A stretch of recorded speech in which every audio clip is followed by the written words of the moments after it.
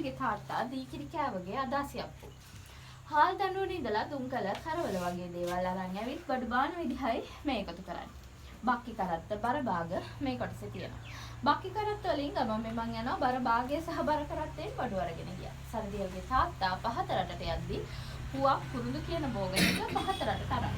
අපි සරදියල්ගේ තාත්තා මේ පැත්තේ නවත්තලා හැරමු දෝලාව බලන්න. මේ දෝලාවෙන් අධිකාරම් කෙනෙක් හම්බලමට ආවේ නඩුවක් විසඳන්න. දෝලාවට තව නමක් පැලැක්කිය. පැලැක්කි කරුවන් දෝලාව සොගෙන එන අය. පැලැක්කි කරුවන් 13 දෙනෙක් ගමනකට සහභාගී වෙනවා. ගමනේ දුර ප්‍රමාණය අනුව 4 දෙනා ගමන අරන් යනවා. එක් අයෙක් ඇඳුම් පැළඳුම් කැම බීම ටික අරන් ගියා. ඒ එන කාලේ කැලෑපාරවල් තිබුණේ. කැත්තක් කුදල්ලක් තියාගෙන ඉන්නේ පාර එලි පෙහෙලි කරලා දෙන දෝලාව අම්බලමට අරගෙන. අඬබර කාර්යයක් ගමේ අයට දැනුම් දුන්නේ අධිකාරම් වෙනවා කියන පණිවිඩය. කසකාරයා ඉන්නවා දඬුවම් දෙන්න අම්මෙක් සාදාරුවෙක් ඇවිත් ඉන්නවා නඩුවක් ඇති විසඳ ගන්න. ආරච්චි මහත්තයා මැනිකෙත් එක්ක අම්බලම ඉදිරි පිටට එන්නේ මග එන අධිකාරම් පිළිපැද. පයින් ගමන් යන ඒ කාලේ නැවතිලා වෙහෙස නිවාගත්තේ අම්බලමේ. ගමේ අයගේ සමිති සමාගම් තිබුණා ඒව තිබුණෙත් අම්බලම. අධිකාරම් නඩු විසඳන්නේ මේ වගේ අම්බලමකදී. අම්බලම පිරිස රැස්වන තැන. පිපාසයක් දැනුනොත් වතුර බොන්න පින්තාලියකුත් තියෙනවා. පින්තාලියෙන් වතුර ගත්ත මේ උපකරණයට දිය කෙනිස්ස කියලා කියනවා. මේ අපි අඳුනගත්ත සරදියල්ගේ තාත්තව. අම්මා බලන්න තමයි කඩමණ්ඩියට යන්නේ. ඒ යද්දි අපිට මේ වාහල්කඩ හම්බෙනවා.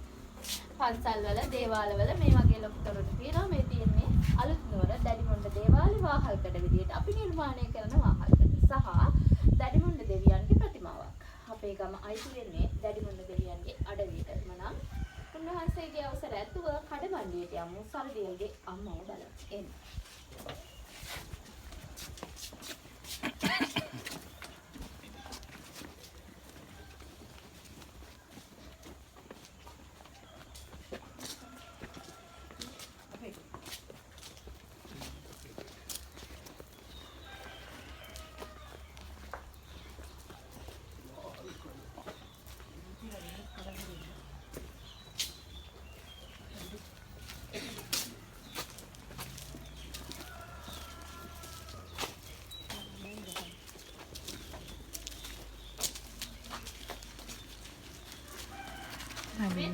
අංගඩු කරන කඩමණ්ඩියේ කම්බලක් තියෙනවා.